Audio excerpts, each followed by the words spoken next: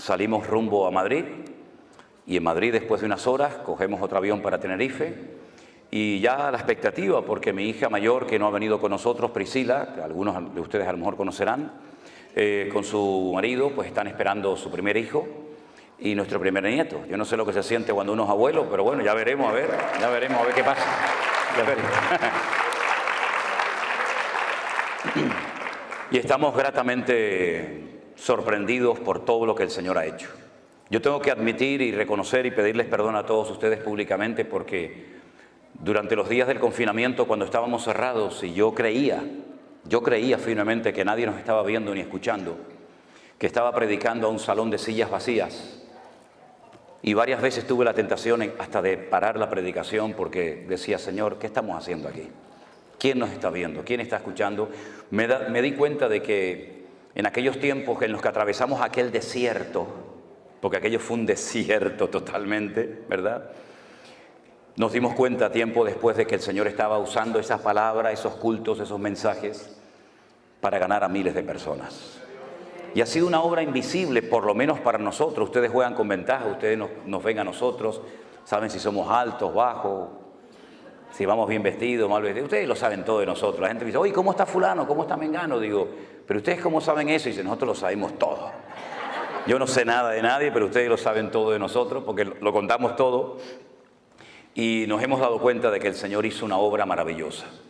Para muchos el concepto en sí mismo de la iglesia virtual ya les choca, les sorprende, porque yo sé que no estamos habituados a hablar en esos términos, ni a ver el poder y el mover de Dios a través de las redes sociales como lo hemos visto y lo seguimos viendo cada día, pero realmente el Señor es increíble. Hemos cantado esta noche varias veces, cuán grande eres tú, cuán grande es el Señor.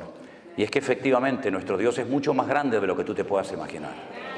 Ni nuestros cánticos, ni nuestras alabanzas, ni nuestros aplausos nos pueden hacer entender, por lo menos en este momento, mientras estemos en este planeta Tierra, lo grande y lo poderoso y lo magnífico que es nuestro Dios. Pero a la misma vez, ese Dios tan inmenso, tan indescriptible para el lenguaje humano, se ha reducido, por decirlo de alguna manera, se ha acercado a nosotros en forma de hombre, con carne y hueso, y habitó entre nosotros, y pudimos ver su gloria.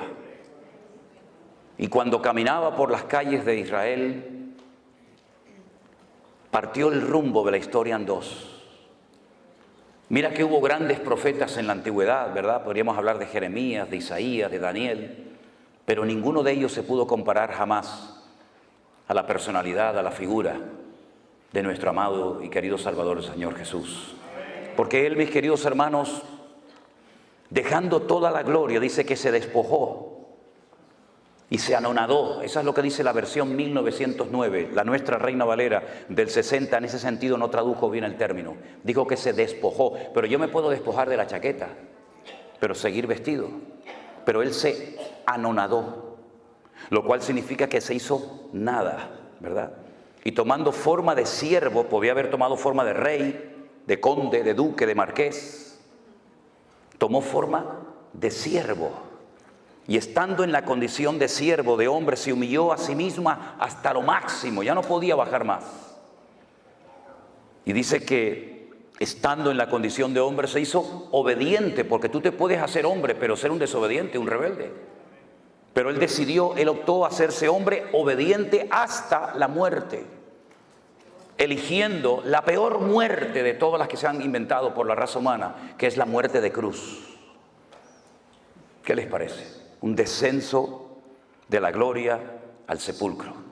Pero a continuación dice el apóstol Pablo en la carta de los Filipenses, por lo cual, viendo este descenso, por lo cual Dios le exaltó hasta lo sumo y le dio un nombre que es sobre todo nombre, para que en ese nombre se doble toda rodilla de los que están en el cielo, en la tierra y aún debajo de la tierra, y toda lengua confiese que Jesucristo es el Señor. Den un fuerte aplauso a Él, aleluya. Ese es nuestro Dios, a Él la gloria en esta noche, aleluya. Pero Aunque no voy a hablar de este tema, pero sí quiero, como me dijo el pastor Norris hace un rato, dice, puedes alargarte esta noche un poco más porque mañana es sábado y la gente no trabaja. Entonces dije, esta es la mía. Esta es la mía, amigo. Se hizo siervo, pero es que no todos los siervos en la Biblia eran iguales. Hay diferentes tipos de siervos en la Biblia. Estaba el que se llama el ecónomo. Un ejemplo de un siervo ecónomo, que la Biblia en el Nuevo Testamento lo llama el ayo, el maestro, fue José. José era un ecónomo, un hombre que adquirió toda la responsabilidad de la casa de su amo Potifar. Era un siervo, era un esclavo, pero con privilegios.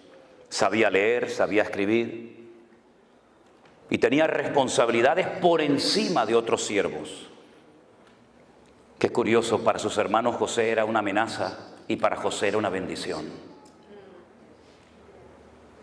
¿Cómo es posible que a veces tú para algunos hermanos seas un peligro y para los inconversos seas un instrumento tremendo en las manos del Señor, verdad?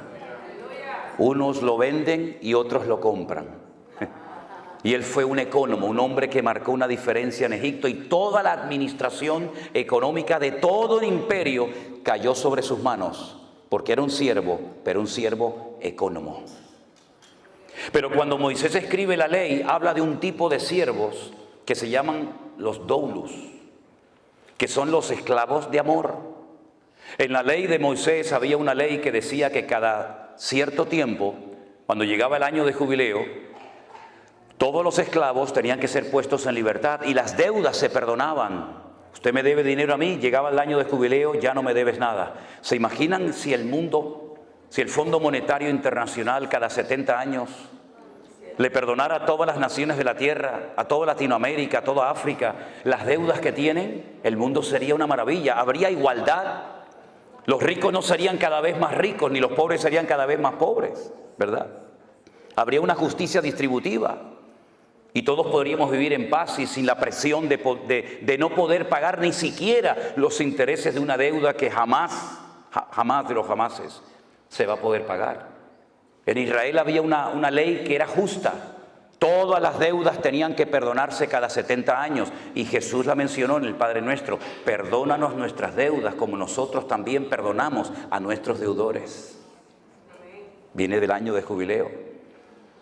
Y se le daba la posibilidad a los esclavos de irse, de empezar una vida nueva como ciudadanos libres. Pero corría la posibilidad, y de hecho ocurrió en varias ocasiones, esclavos que renunciaban voluntariamente a su libertad. Y para que sus amos no fueran acusados de explotadores, lo que hacían cuando un esclavo quería permanecer por el resto de su vida como esclavo, por amor y no por presión, su amo lo llevaba a la puerta de la ciudad donde se celebraban los juicios y las reuniones importantes y se tomaban los acuerdos, incluso hasta por escrito. Y delante de la presencia de 2 o 3 testigos de los ancianos de la ciudad, se le horadaba la oreja y se le ponía un zarcillo, se le ponía un pendiente. Y cuando tú veías a un hombre por la calle, hoy en día no, porque hay hombres que se ponen zarcillo y no saben ni lo que hacen más bien el ridículo, ¿no? Pero en aquellos días, cuando a un hombre se le ponía un pendiente, la gente decía, mira, este hombre pudo haber sido libre y rechazó a su libertad por amor a su amo. El tercer tipo de esclavo que había era el upereta, que es el que se menciona en el texto de Filipenses que les acabo de mencionar, tomando forma de upereta, tomando forma de siervo. Era el siervo de siervos, el que estaba en el escalafón, en el nivel más bajo, para limpiarle los pies a la gente que venía a la casa de sus amos. Eran los que los romanos ponían abajo en galeras, en aquellos barcos de remo que cruzaban el Mediterráneo, y allí bajabas pero no subías. Allí te encadenaban y morías reventado. Allí no había vacaciones, no había misericordia, no había descanso. Allí el que bajaba no subía. Por eso Pablo dice, Cristo bajó, pero Él subió hasta lo más sumo, porque el Padre lo elevó, ¿verdad? Después estaba el ayo. El ayo es el que menciona Pablo. Dice que la ley La Torá de Moisés fue nuestro ayo, es decir, fue como un instrumento que nos llevó para conocer a Cristo. Y una vez que conocimos a Cristo, la ley ya dejó de cumplir su función, ¿verdad? Y el ayo era el siervo culto que sabía leer, que sabía escribir y se utilizaba para entrenar al heredero. Y dice que mientras el heredero estaba bajo el ayo era superior a él, pero cuando el heredero crecía, ya el ayo no tenía ninguna función, ninguna razón de ser. Entonces vemos cómo en la Biblia hay distintos niveles, pero no solamente de servicio, sino también hay niveles de fe. Había personas a las cuales el Señor le decía, grande es tu fe. En todo Israel no he encontrado a nadie que tenga tanta fe como tú, pero sin embargo a otro de sus discípulos le dijo, hombre de poca fe, ¿por qué dudaste? Y dice que cada uno tiene que moverse según la medida de fe que ha recibido. Y hay diferentes operaciones, y hay diferentes ministerios, y hay diferentes manifestaciones del fruto del Espíritu Santo que mora en nosotros, y hay diferentes dones. Primera de Corintios 12, Romanos capítulo 12, nos hablan de los únicos dones que hay. A mí me llama la atención que a veces la gente dice, yo tengo el don de no sé qué. Yo digo, ¿y eso dónde está? Yo tengo el don de Dios. Eso no es un don, señora o hermana. Eso es una habilidad que usted aprendió. No es un don tocar la guitarra. Para aprender a tocar la guitarra usted tiene que estar años y sacar callos en sus manos. Eso no es un don. Eso es un talento, es una habilidad. Un don es algo que usted tiene de la noche a la mañana sin aprenderlo, sin adquirirlo. Pero un talento es algo que usted puede ir cultivando y desarrollando con el paso del tiempo. No, yo tengo el ministerio de limpiar la iglesia. Eso no es un ministerio. No me digan, no. Bueno, vamos a dejarlo ahí porque se van a enfadar conmigo algunos. Y yo no venía a hablar de esto esta noche. Cierre sus ojos un momentito, vamos a orar, porque yo creo que el tema que tengo esta noche para compartir con ustedes, que es un estudio predicado, creo que nos puede hacer mucho bien y espero que la palabra del Señor nos hable y nos ministre en esta noche. Yo voy a pedirle al hermano Luis, si es tan amable, hermano, venga un segundo. Haga una oración para que la palabra que el Señor hoy puso en mi corazón, que compartiera con todos ustedes, sea de bendición para la iglesia y para todos los que posteriormente la van a escuchar. Oramos, hermanos. Padre Dios, venimos delante de tu presencia, reconociendo, Señor, tu poder. Gracias, Dios mío. Todo lo que tenemos y todo gracias, Señor. Por tus méritos, Señor. Aleluya. Te damos las gracias, Señor, porque enviaste al Espíritu Santo. Amén. No solamente a traernos las escrituras. Oh, sí, Señor, ayúdame en el nombre de Jesús. Así es. Dando iluminación. Oh, gloria, barabacosha. Ayúdame, Señor, en el nombre de Jesús. Sí, así es. Te damos las gracias. Gracias, Dios mío. Señor, en este día. Oh, gloria. Santo, que tú derrames conocimiento, que tú derrames entendimiento, Señor. Que puedan, Señor, recibir, Señor. Sí, Padre Santo. Vas a exponer, Señor. Prepara los corazones. Amén. Dios. En el nombre de Jesucristo te damos las gracias. Amén, amén. Gracias, hermano. Fuerte ese aplauso a nuestro Dios. Aleluya. Gloria a Dios. Antes que se me olvide, yo dije que en marzo del 2020 estuvimos pasando un desierto. Todos estuvimos en cierto sentido, unos más, otros menos, pasando un desierto, ¿verdad? Veíamos las iglesias vacías, por lo menos yo, las sillas vacías, pero cuando un día descubrí el significado de la palabra desierto en hebreo, uy, ese día me empecé a gozar de una forma tremenda. ¿Quieren que se lo comparta un momentito? Sí, ok. Si no quieren, me lo dicen, ¿eh? Yo tengo otras cosas que decirles, pero los libros de la Biblia, en nuestra Biblia, lamentablemente, digo lamentablemente con todo respeto, no recibieron el nombre que el Señor les puso. Por eso nos perdemos mucha bendición simplemente por leer el título del libro que no se llama así en hebreo. Tenemos un libro que se llama el libro de Números. Y uno dice, bueno, números, sí, porque hubo un censo. No, pero espere. El libro de Números en la Biblia se llama el libro de Bamidbar. Diga conmigo, Bamidbar. Significa literalmente en el desierto. El libro de Números en hebreo se llama en el desierto. Bamidbar. Y usted dice, bueno, ¿y? Pero escuche, hay 3 letras dentro del concepto, dentro del término Bamidbar o desierto, que significa hablar. Dabar, la palabra dabar, el verbo dabar es hablar. Anile daber, atale daber, dabar es hablar. Y la palabra hablar está en el desierto, lo cual quiere decir que el sitio donde más habló el Señor fue en el desierto. Así que cuando esté atravesando un desierto, dele gloria a Dios, porque es el lugar donde más habló el Señor. Más que en Canaán, habló en el desierto. Gloria a Dios.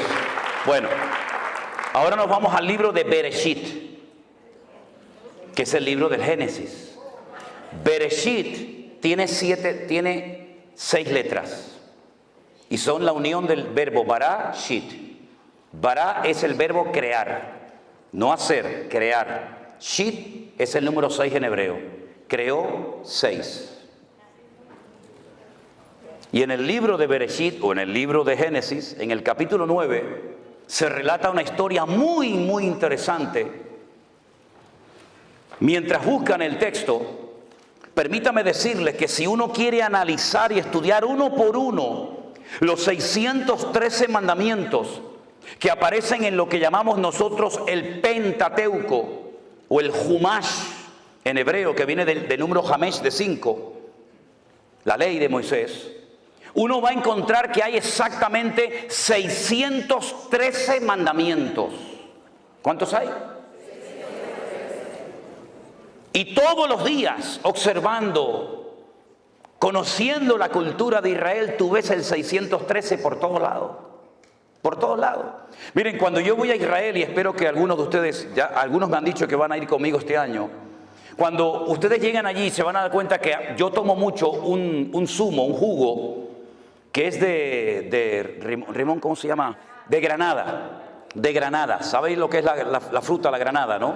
Bueno, ellos parten la granada a la mitad, la meten así en una máquina, la exprimen y te dan un zumo de granada que a mí particularmente me gusta muchísimo. Las granadas de Israel, cuando usted las parte a la mitad y empieza a sacar las semillitas esas rojas que lleva dentro, las pone todas encima de una mesa, de un plato, de un vaso, y usted va a contar 613. Bueno, será casualidad, vamos a coger otra, pártela a la mitad, saca 613. Puede partir 1000 granadas y todas ellas tienen dentro 613 semillitas. Pero eso se ve por todos lados, por todas partes se ve. Y cuando uno analiza uno por uno los mandamientos, los 613 mandamientos, que son muy interesantes, pero te lleva años estudiar cuántos mandamientos hay en Génesis, en Éxodo, en Levítico, etcétera, etcétera, tú te das cuenta de que tú los puedes clasificar en grupos. Por ejemplo, hay un grupo de mandamientos que se dieron para recordar cosas del pasado. Esa es la finalidad de dicho mandamiento. Y ahí entrarían, por ejemplo, las fiestas de obligatorio cumplimiento para el pueblo de Israel, como subir a Jerusalén en la fiesta de la Pascua, en el mes de Abib. Abib, en hebreo, con V, es primavera, el mes de Abib. Entonces dice, pero eso aparece en Tel Aviv. Claro, Tel es monte, Abib es primavera, el monte de la primavera, ¿no? Entonces, en el mes de Abib, entre marzo, abril generalmente, tienen que subir a Jerusalén a celebrar la fiesta de la Pascua. Y 50 días después, la fiesta de Shavuot o Pentecostés, y finalmente la fiesta de los tabernáculos. Y había un mandamiento que era para recordar cosas. El Shabbat, el único día de la semana que tiene nombre. En hebreo no hay lunes, martes, miércoles, no. En hebreo es día primero, día segundo, día tercero, día cuarto, día quinto, día sexto y Shabbat. Shabbat, Shevet, siéntate. Shevet, siéntate. Shabbat, quédate quieto, no te muevas. Eso es lo que significa, ¿verdad? Y hay mandamientos que son para recordar permanentemente cosas que Dios hizo. Hay otro tipo de mandamientos que no entran dentro de una lógica. Uno dice, bueno, ¿y esto por qué lo mandó Dios? No lo puedes entender, pero Dios lo mandó para probar tu fe y tu obediencia. Y ahí, por ejemplo, entra lo que se llama la paradumá, que es la vaca roja, la finalidad de la vaca roja, de la cual habla la Biblia en Hebreos y en Números. Ahí entra el no mezclar ciertos alimentos lácteos con cárnicos. Y uno dice, ¿y qué razón de ser tiene esto? Aparentemente ninguna, pero Dios está probando tu fe y tu nivel de obediencia. Luego hay una gran clasificación de mandamientos que se llaman lo ta'aseh. Dígalo conmigo, lo ta'aseh. No hagas. Cosas que no se pueden hacer. No matarás, no cometerás adulterio, no andarás por tu pueblo chismorreando, etc. No se hace, no se hace. Son los mandamientos lotase. Ellos lo llaman lotase o mandamientos negativos. Y luego hay un gran sector de mandamientos que lo llaman ta'ase. Si lotase es no hagas, ta'ase, ¿qué es? Ahí está. Mira, ya saben hebreo, fíjate tú por dónde. Cosas que tienes que hacer. Hay cosas que tenemos que hacer y cosas que no tenemos que hacer. Entonces, cuando tú vas a la palabra de Dios, te encuentras que hay muchas cosas que el Espíritu Santo inspiró a los autores de la Biblia para que viéramos ejemplos a no imitar. No se escribieron para que tú hagas lo mismo, no. Se escribieron como advertencia para que tú no hagas ni digas lo mismo que dicho personaje hizo o dijo. Y hay otras parábolas, otras historias, otros relatos que se narraron y se escribieron para que nosotros siguiéramos el ejemplo e hiciéramos exactamente lo mismo. ¿Cómo podemos saber si lo que voy a leer es algo que tengo que hacer o no tengo que hacer? Por el resultado que produjo. Y en el libro del Génesis, capítulo 9, hay una historia de algo que no se tuvo que haber hecho, pero se hizo. Y el Señor la registró en las páginas de su palabra para que tuviéramos un ejemplo de algo que no tenemos que hacer los creyentes bajo ninguna circunstancia. Génesis 9, versículo 18. Dice la palabra así: y los hijos de Noé que salieron del arca fueron Sem, Can y Jafet. Punto y coma, pon ahí, ¿sí o no? Y ahora me da una información, de los tres me da una información que no me da con el primero ni con el tercero. Me dice, y Can es el padre de Canaán.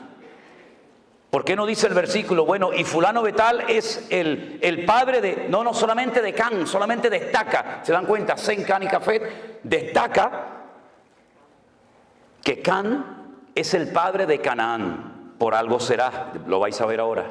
Versículo 19. Estos tres son los hijos de Noé y de ellos se llenó toda la tierra. Toda la raza humana desciende de ellos. Es un estudio muy interesante ver qué naciones descienden de Jafet, de Sem, de Can, ¿verdad? Pero no es el tema ahora. Después comenzó Noé a labrar la tierra y plantó una viña. ¿De dónde sacó esa viña? Si toda la tierra estaba anegada en agua, seguramente ya la tenía dentro del arca. Se llevó muchas semillas, no solamente animales. Se llevó muchas semillas, muchas plantas que posteriormente cuando él sale, las planta. Entonces él planta una viña y bebió del vino y se embriagó y estaba descubierto en medio de su tienda. Para los que no sepan, yo creo que esto es algo que todo el mundo sabe, pero simplemente a modo de información. Si usted planta una viña y usted coge las uvas y las pisa y saca el jugo, el vino, si usted lo mete en una barrica de madera o de lo que sea, usted no tiene que meterle alcohol a eso. Eso fermenta y eso ya lleva el alcohol incorporado. Por eso cuando dice la gente, no, es que los discípulos y Cristo no bebían vino con alcohol, eso es mentira. Eso es rotundamente falso. Hay solamente dos formas, y yo he hecho una de ellas. Solamente hay dos formas de extraerle el alcohol, en este caso al vino, y es por un proceso químico que se hace en un laboratorio y se extrae el alcohol de una copa, de una botella de vino, o por envasado al vacío. Si usted no le extrae el alcohol al vino y si usted no lo envasa al vacío, eso que usted pisa sí o sí lo va a ver que hierve y al poco tiempo eso tiene alcohol. Eso es así. Y entonces Noé lo que hace es que planta una viña y se ve que, porque esto que leemos en unos minutos, esto llevó mucho tiempo, plantar una viña, crecer, ¿verdad? Plantarla, cultivarla, pisarla, elaborarla, eso llevó mucho tiempo, pero la Biblia te relata condensadamente la historia y dice que él bebió de ese vino, se embriagó y estaba totalmente descubierto en medio de su tienda. Ya en el tiempo del Génesis el Señor había cubierto la desnudez de Adán y Eva. Y lo que hace es que se descubre. Cuando ya el Señor había establecido el principio de que ya el hombre no podía andar por ahí desnudo, sino cubierto. Aunque me llama la atención que la ropa se inventó para cubrir, pero hay algunas personas que usan una ropa que lo que hace es que lo descubre. Pero bueno, eso es un tema para otro día. Can vuelvo otra vez a decir, padre de Canaán, ya es la segunda vez que lo dice. Ya es la segunda vez que lo dice. Y Canaán no existe. Existe Sem, Can, Jafet. De momento Canaán no está por ningún lado, pero dice que Can fue su padre, vio la desnudez de su padre y lo dijo a sus hermanos que estaban fuera. Fue con el chisme.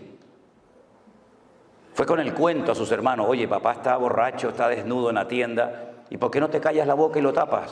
Para que no se entere nadie. ¿Por qué estás divulgando? ¿Por qué estás extendiendo esto? ¿Esto qué edificación va a traer a la familia? Ninguna. Tápalo, cúbrelo y que haya la boca y aquí no ha pasado nada. Pero no, él va, divulga, cuenta el chisme a sus hermanos. Y entonces sus hermanos, Sem y Jafet, tomaron la ropa, la pusieron sobre sus propios hombros y andando hacia atrás, cubrieron la desnudez de su padre, teniendo vueltos sus rostros y así no vieron la desnudez de su padre. En el texto en castellano, en español es imposible captar esto, pero si usted lee este texto en hebreo, el texto nos da a entender que Can intentó hasta abusar sexualmente de su padre. Es como cuando muchas veces me dice, pero bueno, ¿con quién se casaba la gente? Caín, ¿con quién se casó? Bueno, el texto hebreo escribe una partícula, unas letras, que cuando usted lee y nació Caín, en el hebreo dice y otro más. Eso no se tradujo al castellano. Y nació Abel y otro más, u otra más, puede ser masculino o femenino. En este caso el texto en castellano no nos lo relata. Yo sé que para algunos puede ser una sorpresa, pero cuando usted lee el texto en hebreo y lo analiza letra a letra, palabra a palabra, usted se va a dar cuenta que no solamente se rió de su padre, no solamente fue con el chisme y con el cuento a sus hermanos, sino que incluso quiso hasta abusar sexualmente de su propio padre. Es durísimo lo que estoy diciendo. Fíjense lo duro que es que después en la ley de Moisés se establece, no puedes ver la desnudez ni de este, ni de este, ni de este, ni de la otra, ni de otro, ¿verdad? Y lo establece claramente. Y de entonces dice que ellos cubren la desnudez de su padre. Y me llama mucho la atención, déjenme que les lea este versículo que dice, tenemos una hermana pequeña que no tiene pechos. Usted dice, ¿usted está leyendo la Biblia? Sí, claro. Estoy leyendo en Cantares capítulo 8, para que no se asusten. Tenemos una hermana que no tiene pechos. ¿Qué haremos de nuestra hermana cuando pregunten por ella? Bueno, tal vez tenía un defecto, tal vez era falta de desarrollo, de madurez, pero van a preguntar por ella y van a decir, ¿a la niña qué le pasa? ¿Qué le pasa al niño? No, le pasa algo, ¿no? Y entonces, de una forma poética, en literatura poética hebrea dicen, si ella es un muro, edificaremos sobre ella un palacio de plata. Y si fuera una puerta, la guarneceremos, la adornaremos con tablas de cedro. En otras palabras, vamos a hacer todo lo contrario a lo que hizo Can, que fue con el chisme y con el problema, el pecado que había cometido su padre. Nosotros vamos a cubrirla. No encubrir. Encubrir dice que el que encubre no prosperará. Pero el amor cubrirá multitud de pecados. Parece lo mismo, encubrir a cubrir. No es lo mismo. El que encubre no prospera, dice la Biblia. Pero el amor nos permite cubrir la falta del hermano, que no se entere nadie. Oye, déjalo, no pasa nada. ¿Estás arrepentido? Busca al Señor. Sí, amén, ya está. Queda entre tú y yo, ya está. Usted sabe que la mejor manera de divulgar una noticia es contársela a un cristiano evangélico. Eso ni el WhatsApp, ni el Facebook, eso corre como la pólvora. Cuando se despierta Noé, porque tarde o temprano se tenía que despertar, se despierta de su embriaguez y supo lo que había hecho su hijo más joven. Se enteró. Y entonces hace Noé algo, dice algo que no es un ejemplo a seguir. Ya dije antes que hay ejemplos a no seguir, a no imitar y ejemplos a imitar. Y en este caso, cuando este hombre se despierta, sale de su embriaguez, dice, maldito sea Canaán. Y aún no había ni nacido. Salieron del arca Sem, Can y Jafet. No se habían reproducido en el arca. Él está hablando de un personaje que aún no había nacido y antes de nacer ya lo maldice. Canaán. ¿Quién era Canaán? El hijo de Can. Por consiguiente, el nieto de Noé lo maldice. Y la maldición es la siguiente: siervo de siervos serás a tus hermanos. No vas a levantar cabeza nunca, vas a ser un criado, un siervo de todo el mundo. Y dijo más: bendito sea por Jehová mi Dios, sea Sen, y sea Canaán su siervo. Engrandezca el Dios a Jafet, y habita en las tiendas Sen, y sea Canaán su siervo. Vivió Noé después del diluvio 350 años, y fueron todos los días de Noé, ¿cuántos? 950 años, y murió. Y uno dice, ¿cuántos años? No se preocupe, que aún hubo uno que vivió más. 969 vivió en Matusalén, 19 años más que este. ¿Qué le parece? Lanza una maldición. ¿Hizo bien en decir aquello? No. Pero marcó el destino de Canaán. Y yo les pregunto a todos ustedes que ya son conocedores de las Escrituras, ¿cómo se llamaba el país al cual el Señor quiso llevar a su pueblo de Egipto, cruzando el desierto, rumbo a dónde? A Canaán. Qué curioso, ¿no? La gente de ese país, los cananeos, que no eran originarios de Canaán, por ejemplo, los filisteos vinieron de Europa. Sí, los famosos filisteos, los enemigos acérrimos del pueblo de Israel y de David y de Saúl, eran de la isla de Creta, la que después pastoreó, ¿se acuerdan? La iglesia en Creta, Tito. Ellos fueron de Creta y ocuparon toda la costa mediterránea de Israel, de tal manera que ellos controlaban el comercio que entraba y salía. Ellos todavía en aquellos tiempos dominaban las 5 ciudades de los filisteos. Por eso ahora entiende por qué David cogió 5 piedras.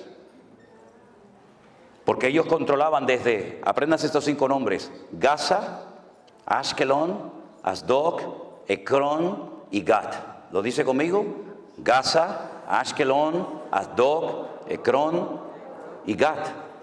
Entonces, ¿este de dónde es? No, este es de Gat. Dame 5 piedras por si acaso vienen los 4 detrás y me los cargo también a los 4. ¿Qué te parece? No era por si fallaba la puntería, no, yo le voy a acertar porque es tan grande que es imposible no darle. Es por si vienen los otros 4, el de Gaza, el de Askelón, ya de paso también ya los paso y me los llevo. Ahora fíjense qué interesante.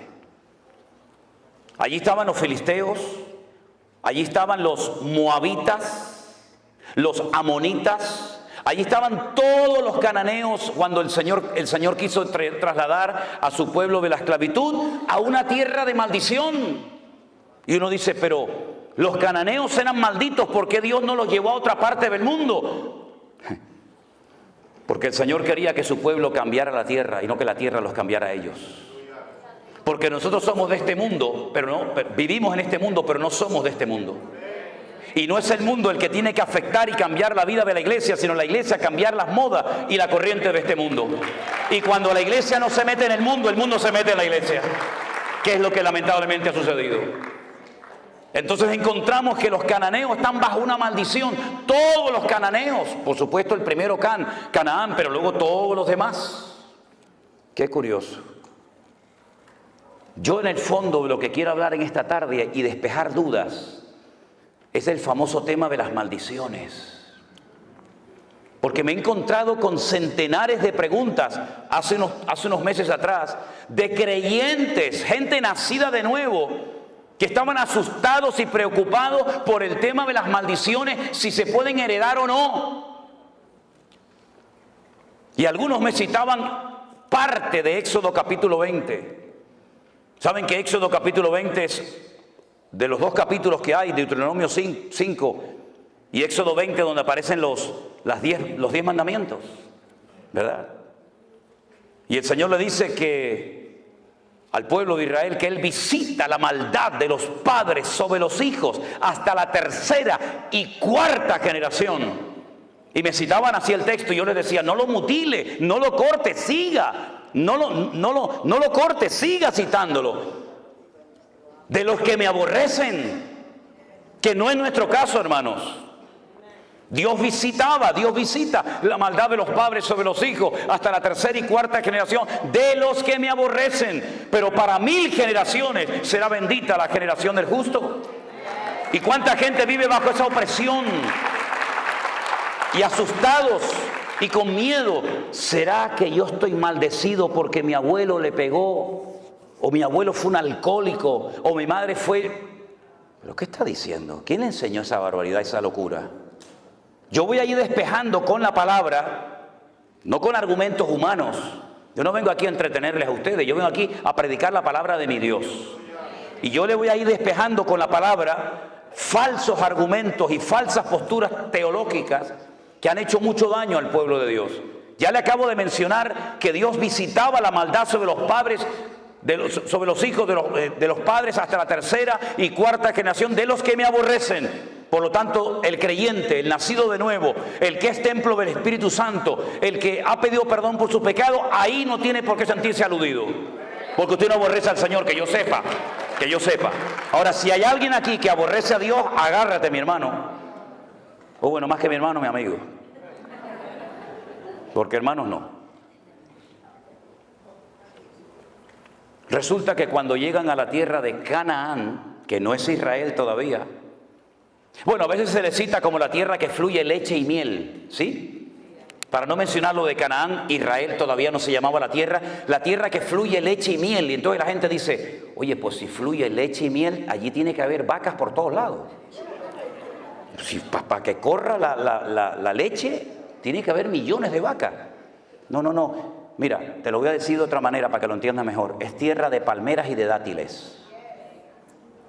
Es lo mismo, tierra que fluye leche y miel. Miel de palmera, como la que tenemos en Canarias, miel de dátiles. Y el higo ese que tiene púas, lo aplastas y sale una leche. Entonces yo te voy a llevar a una tierra de palmeras y de dátiles, de leche, de higo y de miel de palmera. A esa tierra yo te voy a llevar. Pero allí a la tierra que yo te voy a llevar no es como la de Egipto, que no hace falta orar por lluvia, allí siempre hay agua. ¿Por qué? Porque viene el río más largo del mundo, 6.666 kilómetros de largo. Siempre hay agua en Egipto. En Israel no. En Israel vas a tener que comportarte bien para que yo mande la lluvia temprana y la lluvia tardía. Y depende de tu conducta en la tierra, actuará el cielo. De ahí viene lo de atar y desatar, permitir o no es permitir, ¿verdad? Y resulta que cuando entran a la tierra prometida, Josué, que ya había aprendido la lección hace 40 años atrás del fracaso de los espías que vinieron con un informe negativo y sembraron un espíritu de desánimo y de derrota en el pueblo, él opta por mandar a 2. ¿Se acuerdan? Y les dice, entren en Jericó y que nadie se entere que ustedes están ahí. Ustedes son espías, los otros eran exploradores. Son 2 palabras en hebreo diferentes, no tiene que ver una cosa con otra, aunque se traduce igual en la Reina Valera. Entren a Jericó, ¿y dónde pueden entrar sin levantar sospechas 2 extranjeros? A un burdel, a una casa de prostitución donde entran y salen hombres y no van a levantar sospecha como si entraran a cualquier otro lugar. Entonces, entren y averigüen cómo está la situación de adentro hacia afuera. Y cuando llegan a la casa de Rahab, la ramera, la dueña del prostíbulo, Rahab le dice, escuchen, hemos oído lo que Jehová vuestro Dios hizo por vosotros cuando os sacó de Egipto.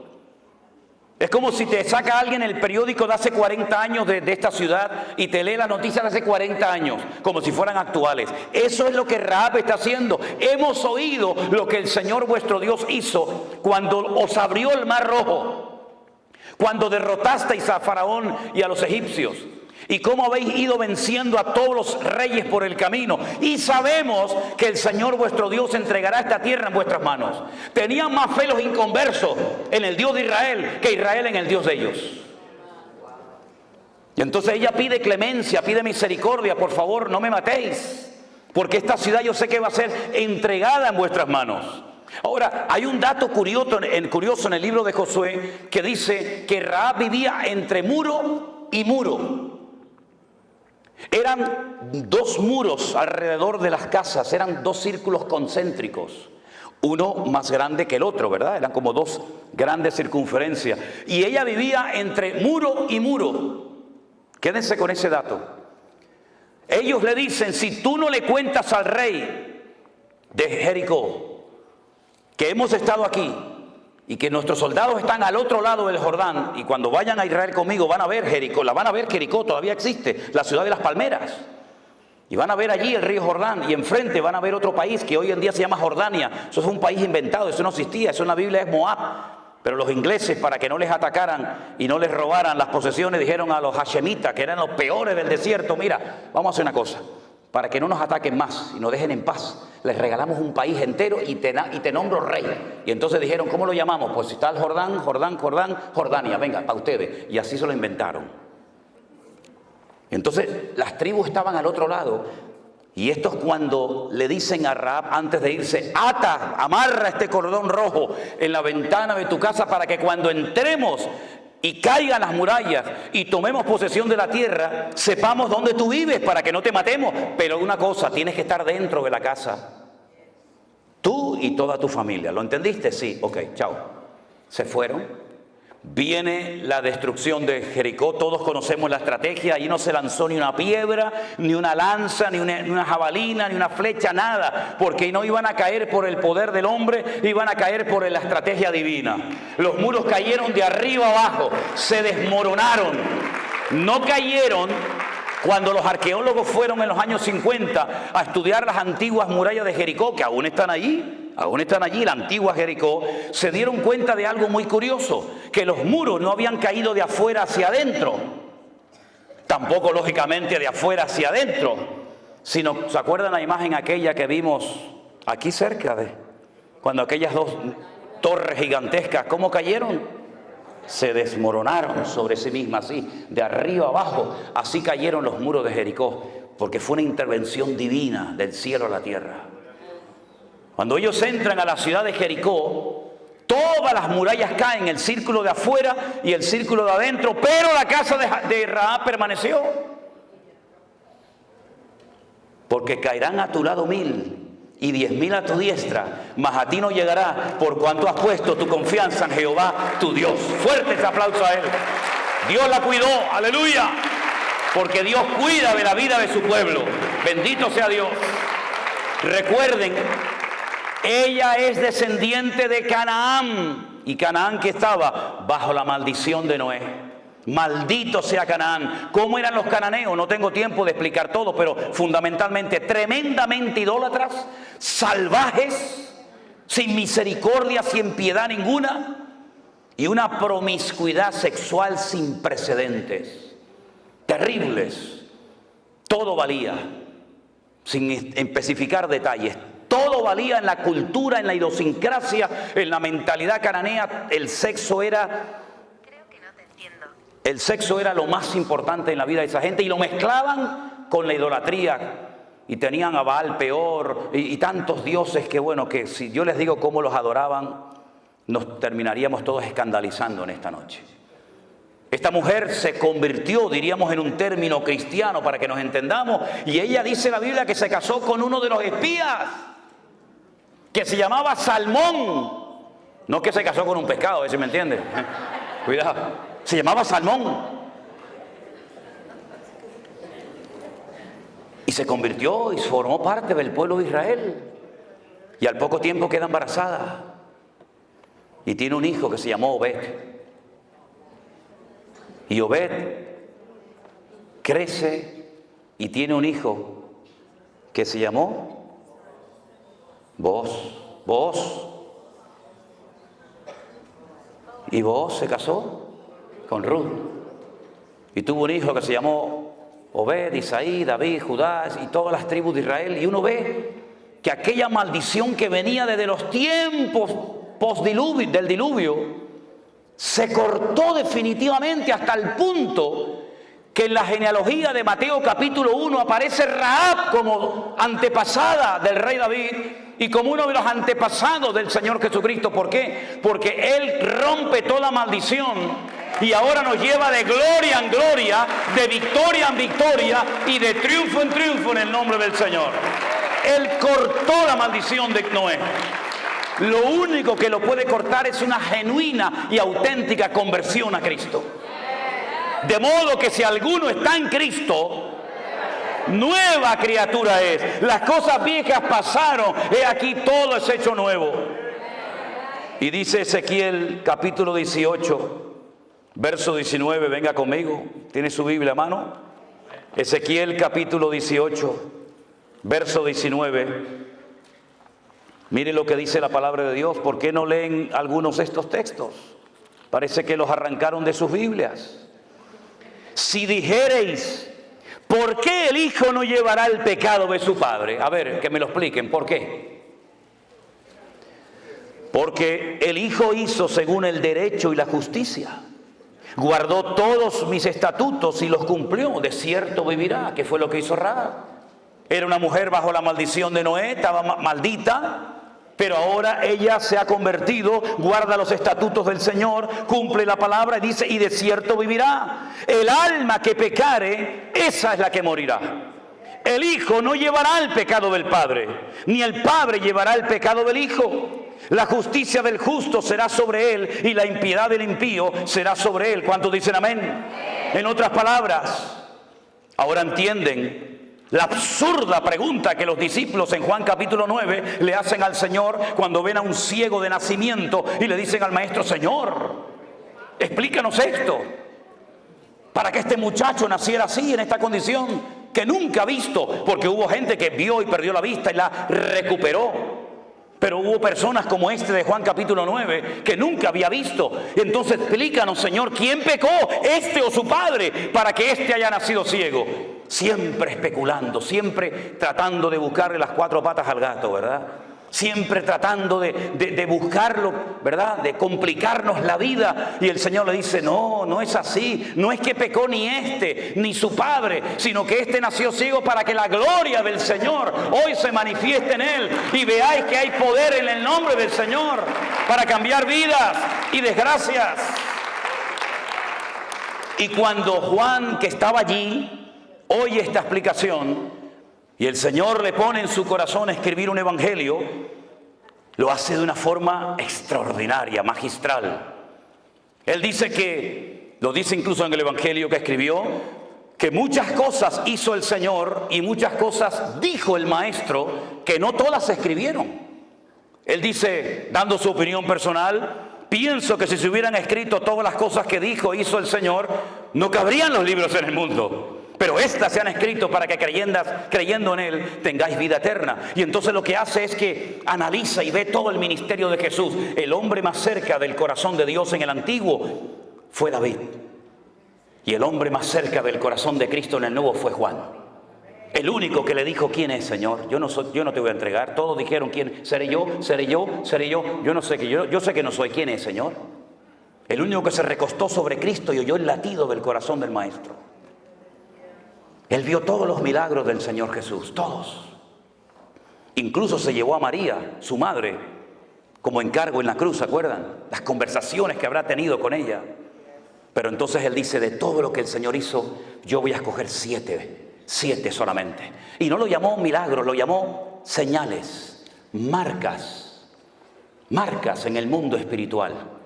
Y entonces en el capítulo 2, 4, 5, 6, 6, 9, 11... Él es como si tuviéramos 7 cámaras de filmación, 7 cámaras de vídeo grabando en esta noche aquí, y después juntáramos todo el material de las 7 cámaras, la que está allá arriba, la que está por los costados, la que está enfrente, juntáramos todo el material y lo pudiéramos ver. La pregunta es: ¿cuál de las 7 proyectó la verdad? ¿Aquella? ¿La de la izquierda? ¿La de la derecha? ¿Cuál de las 7 cámaras grabó la verdad? Todas, desde diferentes puntos de vista. Unos de atrás para adelante, unos de adelante para atrás, unos de arriba abajo. 7 visiones diferentes de la misma escena, del mismo culto. Eso es lo que hace Juan. En el capítulo 2 dice: yo estuve allí cuando le dieron agua y él la convirtió en buen vino. En un vino excelente que dejó al catador, al maestresala, con la boca abierta diciendo: pero ¿qué has hecho? Has guardado el mejor vino para el final, cuando el bueno se pone al principio y después ya cuando están ya que no disciernen de derecha a izquierda, le pones el malo. Pero tú lo has hecho al revés. Es que lo mejor está por venir, mi hermano. Y entonces muestra el Señor de la calidad. Pero en el capítulo 4 viene un hombre y dice, tengo un siervo que está enfermo, pero Señor, no hace falta que venga. Di la palabra y mi criado sanará. Y entonces cuenta el milagro enseñando que el Señor es el Señor del espacio. No lo limita al espacio. Ay, amigo, pero en el capítulo 5 va al estanque de Betesda y le dice a un hombre, ¿quiere ser sanado? Y le dice, es que no tengo a nadie que me meta. ¿Quieres ser sanado, sí o no? ¿Cuánto tiempo llevas ahí? 38 años. Levántate, toma tu lecho y anda. Y es el Señor del tiempo. No lo limita el tiempo ni el espacio. Y en el capítulo 6 camina por encima de las aguas. Él domina la creación y no la creación lo domina a Él. Pero también en el capítulo 6 multiplica los panes y los peces. Porque es el Señor del tiempo, del espacio, de la calidad. Y es el Señor también de la cantidad. Con lo poco, con su bendición alcanza y sobra. En el capítulo, espera. En el capítulo 9 le dicen, ¿quién pecó este o sus padres? Y él dice, ni él ni su padre. En otras palabras, yo voy a romper hoy una regla que para ustedes ha sido una atadura durante años.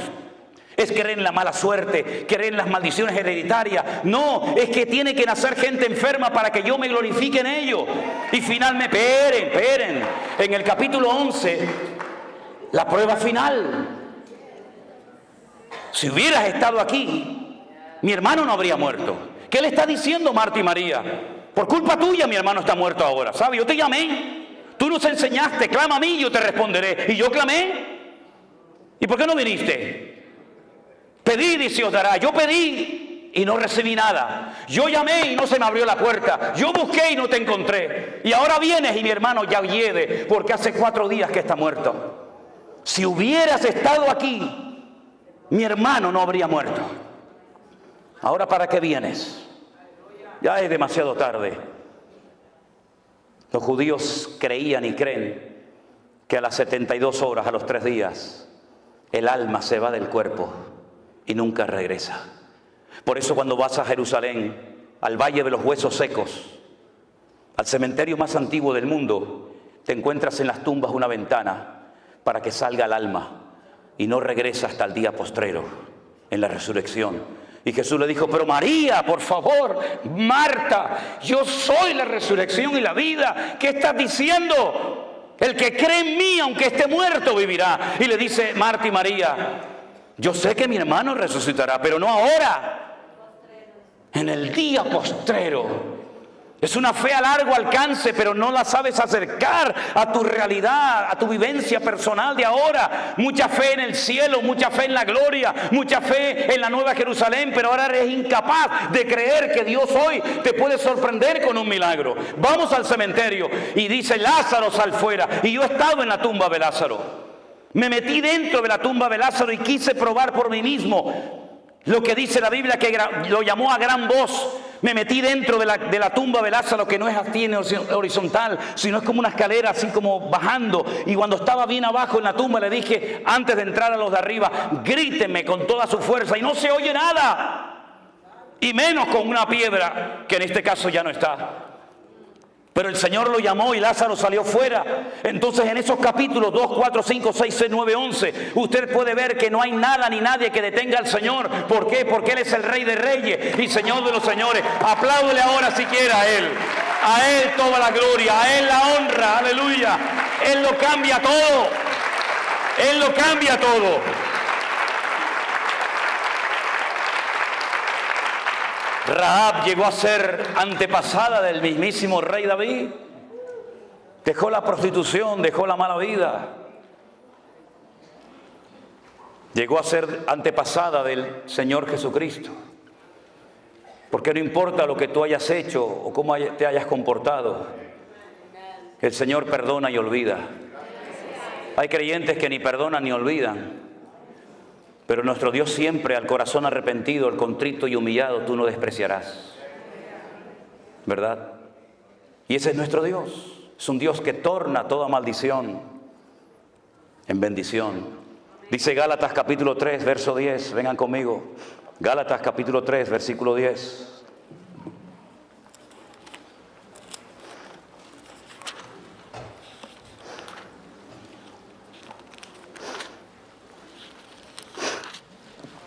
Porque todos los que dependen de las obras de la ley están bajo maldición.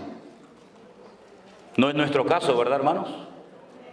Los que dependen de las obras de la ley están bajo maldición. ¿Por qué? Porque la ley dice, maldito todo aquel que no permaneciera en todas las cosas escritas en el libro de la ley para hacerlas. ¿Usted quiere vivir según la ley? Inténtelo. Vaya, ya empiece. Si usted es capaz de cumplir una ley perfecta de 613 mandamientos, siendo un ser humano imperfecto, finito y limitado, inténtelo. Pero le digo de antemano que no lo va a poder conseguir nunca. Nunca lo va a poder cumplir, porque si quisiera incluso hoy en día decir, yo prefiero vivir según la ley y no según el cristianismo, según el evangelio, hay más de 430 mandamientos que no va a poder cumplirlos porque no hay templo en Jerusalén, y todos ellos dependen de que hay templo en Jerusalén. Pero si quiere intentarlo, allá usted. De nada le sirve poner las 2 velitas encendidas el Shabbat, de nada le sirve ponerse un kipá en la cabeza. Yo siempre le digo a los hombres, ¿usted quiere vivir según la ley? Sí, sí, hermano. Ok, ¿ya se circuncidó? Ay, no, hermano, eso no me lo diga. Digo, entonces usted, esto no vale. Por las obras de la ley ninguno se justificará delante de Dios, dice la Biblia. Es evidente, porque el justo por la fe vivirá. Sadik emunató yihyeh, dice el texto hebreo. Sadik, el justo, emunató por su fe, yihyeh, existirá. Una cosa es vivir y otra cosa es que tu propia existencia dependa de tu fe. Es mucho más profundo. La ley no es de fe, sino que dice, el que hiciere estas cosas vivirá por ellas. Pero Cristo nos redimió de la maldición de la ley, hecho por nosotros maldición, porque escrito está, maldito todo aquel que es colgado de un madero. Para que en Cristo Jesús la bendición de Abraham alcanzase a los gentiles, a fin de que por la fe recibiésemos las promesas del Espíritu. En otras palabras, todas las maldiciones del Antiguo Testamento, que son muchísimas, el Padre se las cargó a nuestro Señor Jesucristo en la cruz. Las quebró todas y cada una de ellas. Y la última palabra, las últimas palabras de Cristo en el madero, en la cruz, fueron: consumado es. Tetelestai. Consumado, pagada está la deuda.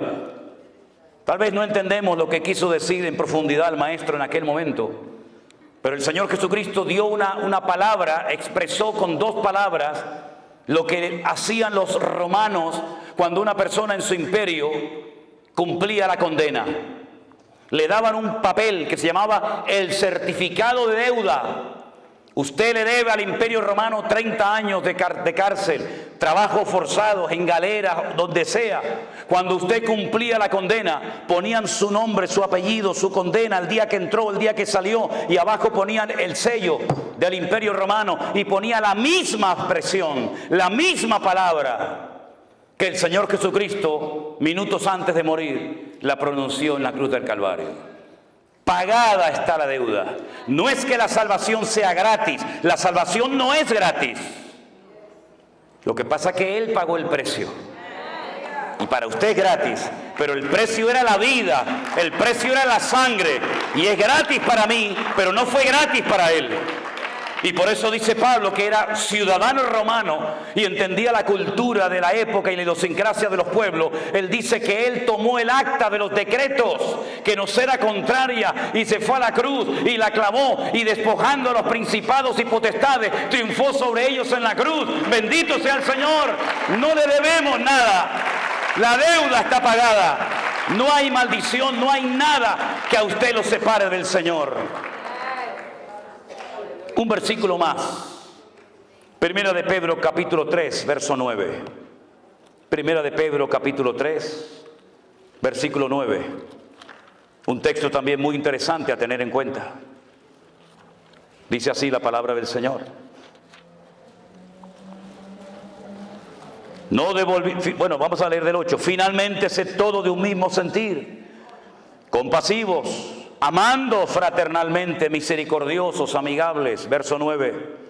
No devolviendo mal por mal, ni maldición por maldición, sino por el contrario, bendiciendo, sabiendo que fuisteis llamados, ¿para qué? Para que heredaseis bendición. ¿Para qué hemos sido llamados nosotros? Para heredar bendición. Si mis antepasados fueron terribles, yo no tengo culpa de ello. Yo no voy a tener que rendir cuenta por la vida de ningún antepasado. Yo tendré que rendir cuenta delante del Señor por mi vida propia.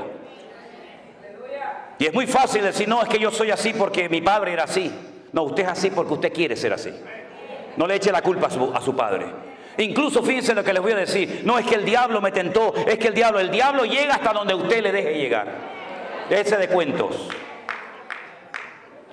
No le deis lugar al diablo, dice la Biblia, ¿sí? Si le da lugar, lo va a tomar. Pero si usted se somete a Dios, resiste al diablo, huirá de vosotros, dice la Biblia. Así que no le eche la culpa al diablo de que anoche se emborrachó. Usted se emborrachó porque se quería emborrachar. Déjese de cuento. Engaña a otro si quiere, a mí no. No, es que se me presentó la tentación y el diablo me tentó y me fui con otra. No, tú te fuiste con otra porque te querías en el fondo ir con otra. Porque el diablo te tienta porque conoce las debilidades de tu corazón. Porque hay gente que no es tentada nunca por la droga, porque nunca anduvieron en ese camino. Y porque hay gente que son tentadas en ciertas cosas, porque son las rendijas que le tienes abierto al enemigo, que él las conoce perfectamente. Y cuando estás rodeado de luz, cuando estás en medio del campamento de los santos, cuando estás entre los hermanos, el enemigo ni se te ocurre acercarte, pero en el momento en el que bajas la guardia y en el momento en que nadie te observa, si tu corazón no es limpio, no verás a Dios, porque dice la Biblia que solamente los limpios de corazón verán a Dios. Pero no quiero terminar este estudio, este mensaje, sin citar el famoso versículo de, pero hermano, y si no damos el diezmo, no estamos en maldición. Sí, ya sé que es en Malaquías, ¿eh? Gracias por recordármelo, ¿eh?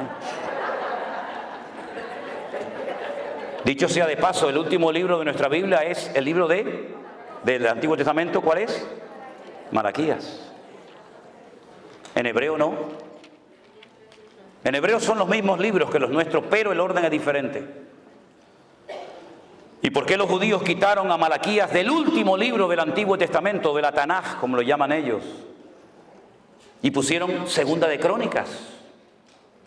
Porque cuando usted termina de leer el Antiguo Testamento, dice la palabra maldición.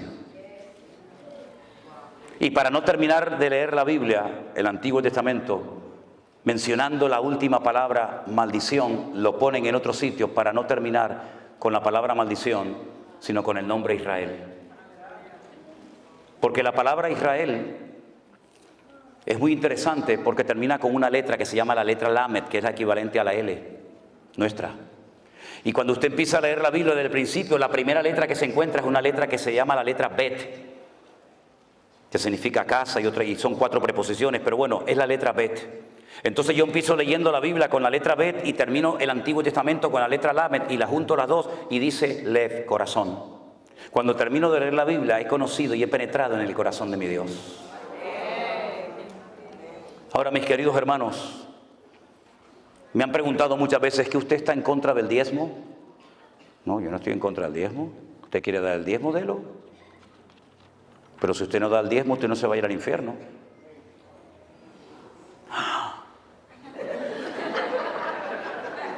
Pastor, arréglalo después usted lo que yo estoy rompiendo. Yo no estoy de acuerdo, me dicen algunos, porque el diezmo del Antiguo Testamento. Le digo, no pasa nada, hermano. A partir de ahora del 20, porque el diezmo era lo mínimo. ¿Usted no está de acuerdo? Tiene que dar el 20, menos no puede dar porque está fuera de orden, ¿verdad? Pero mire, hermano, yo le voy a decir una cosa. Cuando el pueblo de Israel entró en la tierra prometida con Josué, el Señor le dijo a Josué, hay que repartir la tierra a esta gente. Toma medidas de la tierra, a cordel, toma medidas, ¿verdad? Y echen suertes. Era el sistema en la época. Echen suertes y a ver, ¿a dónde le toca a Simeón? Al norte, venga, vete para el norte. Desde aquí hasta aquí, desde aquella montaña hasta esta piedra, esto es tuyo, ahí te queda. Manasés, ustedes son muchos, la mitad de Manasés se va al otro lado del Jordán y la otra mitad se viene para acá porque ustedes son mucha gente. Adán, mira, Adán como son pequeñitos, llévalos para arriba, para el norte, allí en los altos del Golán, allí está Adán. Y a los benjaminitas, pues los lleva. Y entonces repartió toda la tierra. Y resulta que cuando faltaba una tribu por recibir tierra, el Señor le dice a Josué, a ellos no le des tierra. Los levitas. Y dijeron, ¿no? No. Yo soy vuestra tierra, dice el Señor. Entonces, si no puedo sembrar, si no puedo tener animales, si no puedo dedicarme a la agricultura, a la ganadería, entonces ¿de qué vivo, Señor? Dice, no pasa nada. le voy a pedir a las tribus restantes, a las 11 que tienen tierra, que separen el 10% de sus beneficios y se lo den a ustedes, para que ellos se dediquen a lo material y ustedes se dediquen a lo espiritual. Claro, cuando el pueblo estaba en obediencia, alineado con el Señor, los levitas vivían de maravilla, porque imagínate, te venían vacas, te venían ovejas, te venía de todos los productos de la tierra, pero cuando bajaban la guardia, cuando se iban en pos de los dioses, los levitas lo pasaban mal. Pero el diezmo se creó por Dios porque es la ley más justa que existe, porque nadie da más que nadie. Si usted gana $10,000 y su diezmo son 1,000, está dando exactamente lo mismo que el que gana 1,000 y da 100. Los dos han dado en proporción a su ingreso, han dado el 10%. El que tiene más da el 10 y el que tiene menos da el 10, es exactamente igual. Pero fue una ley para cuidar de una casta sacerdotal llamada los levitas. Eso cuando dicen, oye, no, es que los que están en la alabanza son los levitas. Se levita los que cantan. Está de la República Dominicana, el otro de Japón, el otro de Venezuela, va a ser un levita esto. Eso no tiene nada que ver, no esté mezclando las cosas, porque eso sale mal. Mire, entonces los levitas vivían del amor y de la generosidad, ¿verdad? Y del corazón solidario del resto de sus hermanos. Pero fue una ley para mantener, no para extender. Es decir, con el diezmo cubrimos los gastos. Con el diezmo las familias de Leví están cubiertas. Pero en la mentalidad del judaísmo no existe proselitismo. Mire, los musulmanes quieren ganar el mundo para su causa. Ellos ya han dicho en Europa hace muchos años, ganaremos a Europa con el vientre de nuestras mujeres. ¿Y qué es lo que hacen? Pariendo. Los europeos tienen 1 o 2 hijos, si es que los tienen, y estos tienen 7, 8, 9, 10. Nada, simplemente una regla de 3, ¿no? En tantos años, ellos son más o menos, entonces hay alcaldes, hay diputados, hay senadores. ¿Por qué? Porque ellos se reproducen, porque tienen el objetivo de evangelizar. Los cristianos también tenemos el objetivo de ir por todo el mundo y predicar el evangelio. Los budistas, todas las religiones, todas las sectas del mundo quieren ganar gente, quieren ganar adeptos, quieren ganar clientes, llámalo como quiera, para su causa, menos los judíos. Usted no se va a encontrar a un rabino judío aquí en Nueva York o en Jerusalén o en cualquier parte del mundo evangelizando. Es que ellos no quieren que usted se convierta. Ellos ni le hablan, ni le miran. Usted es un goyín, usted es un perro. Pero entonces, ¿cómo hacemos? Ellos entonces inventaron algo que lo llaman los Benei Noah. Benei Noah, los hijos de Noé. Y se inventaron 7 leyes que Dios le dio para los gentiles a Noé. Es un invento. Esto está en el Talmud, la Tetafot, la Gemara. Son cosas que no... Y entonces ellos dicen, nosotros somos el pueblo escogido. Ellos no tienen ninguna intención de evangelizar. Entonces, el sistema del diezmo era única y exclusivamente para mantener el templo abierto, pero no para extender el judaísmo o la Torá por todas las naciones de la tierra. ¿Cuál fue el gran error de la iglesia?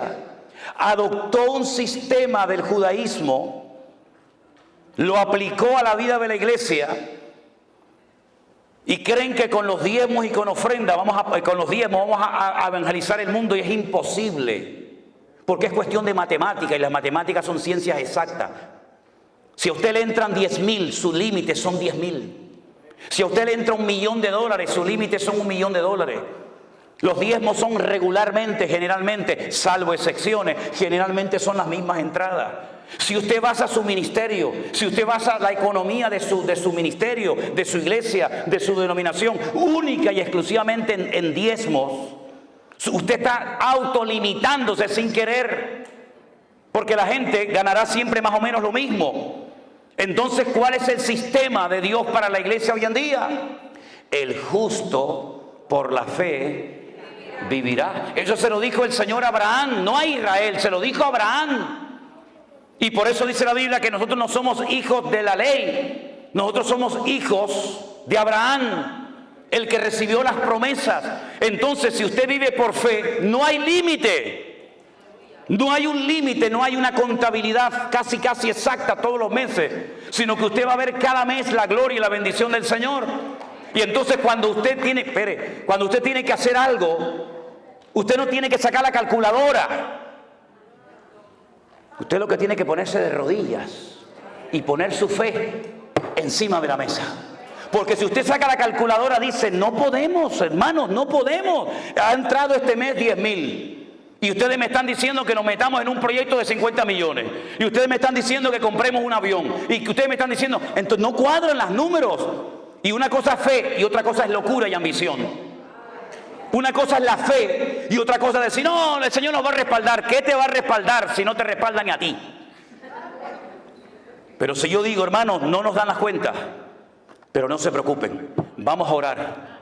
Y el Señor nos va a sorprender. Y entonces el Señor comienza a sorprenderte como lo hizo con nosotros, que sin diezmos y sin ofrendas recibimos en los 2 meses de confinamiento ofrendas generosas de todo el mundo, que jamás en nuestra vida nos podíamos imaginar cómo el Señor usando a gente que no conocíamos. El Señor tocaba corazones de gente en Australia, en Alemania, en Afganistán, en Japón, en montones de lugares, sorprendiéndonos, porque el que sustenta y cuida a la iglesia no son los diezmos suyos ni los míos, sino es el Señor que cuida y bendice a la iglesia. Es una forma diferente, revolucionaria, ya lo sé. Pero algunos dicen, bueno, está muy bien su explicación, está muy bien, como me dijo a mí un pastor, yo te entiendo, Manolo, lo que quieres decir, pero yo no tengo esa fe. Y le dije, pues tienes un grave problema, querido. Porque yo tengo la obligación como pastor de despertar, de desafiar a mi pueblo. Y la Biblia me dice a mí como pastor, ese versículo no es para ti si eres oveja. Ese versículo es para mí como pastor. Y para los pastores que estamos aquí presentes. Imitad la fe de vuestros pastores. Yo no tengo que imitar la fe de ustedes. Son ustedes los que tienen que imitar la fe de vuestros pastores. Y para poder imitar la fe de unos pastores, uno tiene que ser el botón de muestra, el punto de referencia de lo que yo intento decirle a la iglesia. Porque no solamente cuando predico soy consciente que transmito información, y es una tremenda responsabilidad, sino que transmito mi forma de ser, transmito mi espíritu y permita el Señor que transmite la fe de tal manera que hay gente recién convertida que tiene fe para creer y ver cosas del Señor, que gente que lleva toda la vida en la iglesia ya no tienen esa fe. Por eso, mis queridos hermanos, si algo grande ha hecho el Señor en este tiempo de confinamiento y posterior, es romper muchas estructuras. Estructuras de denominaciones que funcionaron pero que ya no van. Estamos en unos nuevos tiempos, la palabra es la misma, el evangelio es el mismo, el mandato es el mismo, el Espíritu Santo es el mismo, pero Dios se está moviendo de formas diferentes en la tierra. Y hemos podido ver una cosecha de almas en 2 años que no habíamos visto en 40 años de servicio al Señor. Porque nuestra confianza no está en lo que tenemos, porque no tenemos nada. Algunos dirán, bueno, ahora que les está entrando tanto dinero a ustedes con ofrendas y con Facebook y con YouTube, este hombre será un millonario. Ahí está el tesorero de la iglesia, ahí está Armando. Pregúntenle a él cómo vive Manolo y Elena y sus hijas. Nosotros no tenemos propiedades, ninguna. Yo llevo ganando el mismo sueldo que me paga la iglesia hace 22 años. No vivo como un millonario. Miren mi ropa, miren mi casa, miren cómo vivimos. Yo no tengo anillo, yo no tengo cadena, yo no tengo nada. Este reloj me lo regaló una hermana en Israel cuando estuve. No estoy en contra de nada de eso. Pero yo sé que a mí me miran con lupas miles de personas. Y yo en lo que pueda evitar, intentaré evitar excesos, abusos y estupideces que no sirven para nada, sino para dar un mal ejemplo a las congregaciones. No se fije en el predicador cuando predica, fíjese en el predicador cuando se baja del púlpito. Y sobre todo mire a la familia del que predica. Porque de nada sirve que uno aquí arriba te aplaudan y te quieran y todo eso, si luego tu vida es un desastre a nivel personal y familiar. Hermanos queridos, vivamos en la libertad gloriosa de los hijos de Dios. Ninguna condenación hay para los que están en Cristo Jesús, los que no andan conforme a la carne, sino conforme al Espíritu. Cierra tus ojos en esta noche, mi querido hermano. Podríamos hablar mucho más de muchas cosas, pero como dice el refrán, Al buen entendedor, con pocas palabras le basta.